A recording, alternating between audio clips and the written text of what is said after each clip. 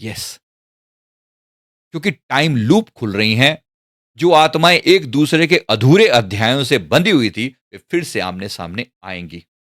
अब यहां मैं थोड़ा सा और एक्सप्लेन कर दूं, क्योंकि बहुत से टाइम लूप खुलने का मतलब क्या होता है। एक टाइम लूप होती है, टाइम लूप का मतलब क्या होता है, जैसे एक व्यक्ति ने कोई ऐसा कर्म किया, जिस कर्म के कारण, जैसे मान लो किसी व्यक्ति ने बार बार लोगों को दुख दिए, बार बार लोगों को अपमान किया, अपमान किया, अपमान किया, इसका उसका उसका उसका, कभी कभी इंसान उसी गलत फ्रिक्वेंसी में होता है जब अपमान करता चला जाता है। उस कर्म को पिछले जन्म में जो मल्टीपल टाइम कोई गलत कर्म किया गया था, इस जीवन में वो आपको एक टाइम लूप में फंसा देता है। आप जब भी कुछ अच्छा करते हो, घूम गिन के फिर उसका जो रिजल्ट निकलता है, मतलब अच्छा करने की कोशिश करते हो, लेकिन ऐसा रिजल्ट आता है कि खराब आता है, और फिर आप जीरो से शुरू हो जाते हो। इस जीवन में आपने कई बार देखा होगा, जैसे लगता है कि घूम फिर के हम फिर लेवल 0 पर आ गए। आप में से कितने लोगों ने इस चीज़ का अनुभव किया है? ज़रा नीचे कमेंट करके बताना। अनेक बार लोगों की लाइफ़ रीसेट हो जाती है, 0 पर आ जाती है ना? होती है, बार-बार 0 से शुरू होती है, वहीं से शुरू होके घूम फिर के वही पैटर्न रिपीट होता रहता है। एक बार चीटिंग हुई, थोड़ा रिकवर हुए, फिर चीटिंग हो गई। एक बार पैसा आया, थोड़ा रिकवर हुए, मतलब पैसा गया, धोखा मिला, फिर थोड़ा-सा रिकवर किया, फिर से दोबारा से धोखा मिल गया, फिर वैसे ही लॉस हो गई। कुछ आया, फिर गया। इसको बोलते हैं कर्मा लूप में। अब ये लूप तोड़ने का समय आ चुका है। आप समझ रहे हैं? एक समय आता है जिस पे ये लूप टूटती है। धन्यवाद करना, ये टाइम आ चुका है। सो अनेक लोग, पुराने लोग लौटेंगे आपके जीवन में। पुरानी जो गलतियाँ थी वो सुधरेंगी। जो लोग आपके जीवन में पॉजिटिव थे वो लौट के आएँगे। जो नेगेटिव थे वो दूर चले जाएँगे। आपको दिखाई देगा ऐसा होता हुआ, और ऐसे जो पैटर्न थे वो तोड़ने का टाइम आ चुका है। आप देखो, याद करके देखो, कौन-सी चीज़ें हैं आपके जीवन में जो कार्मिक लेवल पर रिपीट होती हैं? कौन-सी चीज़ें जो कार्मिक लेवल पर रिपीट होती हैं? वो सब कार्मिक लेवल पर रिपीट होने वाली चीज़ों के पैटर्न तोड़ने का समय आ चुका है। और वो पैटर्न टूटेगा। आप तैयार रहिए। पहचान लीजिए कि मेरे जीवन में कौन-सा पैटर्न था जो खराब था, रिपीटेड था, और उसके कारण अगर मेरे मन में भी कोई ऐसी नेगेटिविटी बची हुई थी ना, अब उसे भी तोड़ने का समय आ चुका है। तोड़ दीजिए। जैसे लोगों के मन में एक एहसास हो जाता है कि यार मैं जब भी करूँ ना, किसी मैं कुछ भी करता हूँ, धोखा ही मिलता है।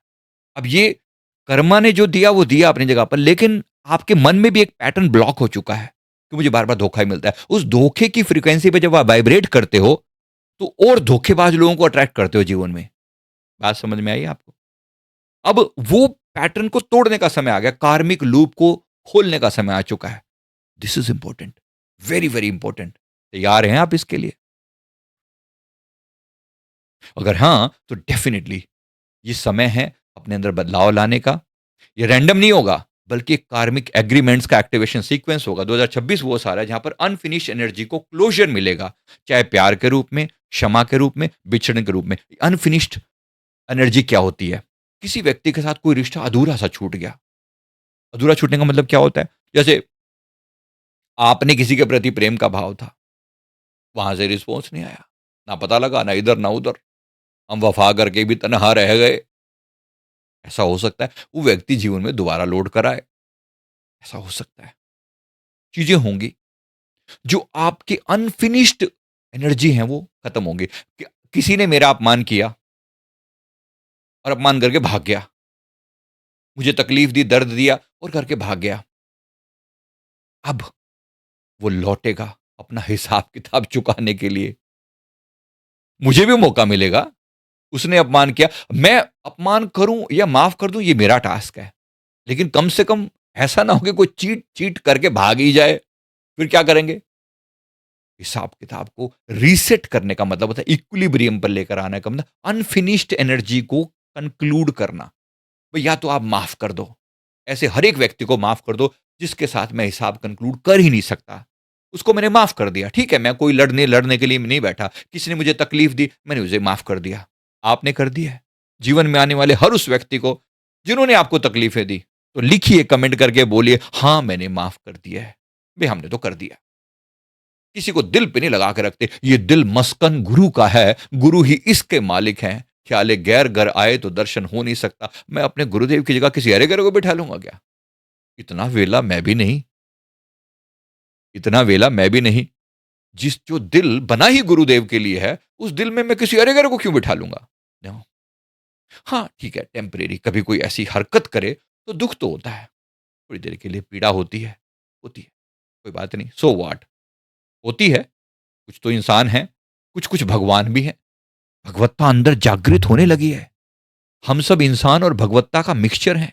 अब किसी के अंदर कितनी डिविनिटी एक्टिवेट हुई है, कितनी दिव्यता एक्टिवेट हुई है, ये आप पर और हम पर डिपेंड करता है।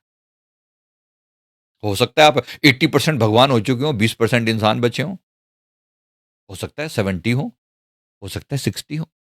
अब कितने परसेंट है ये आपके ऊपर डिपेंड करता है। बस सब घट मेरा साईं सूना घट नहीं कोय, पर बलिहारी उस घट के जिस घट प्रगट होए।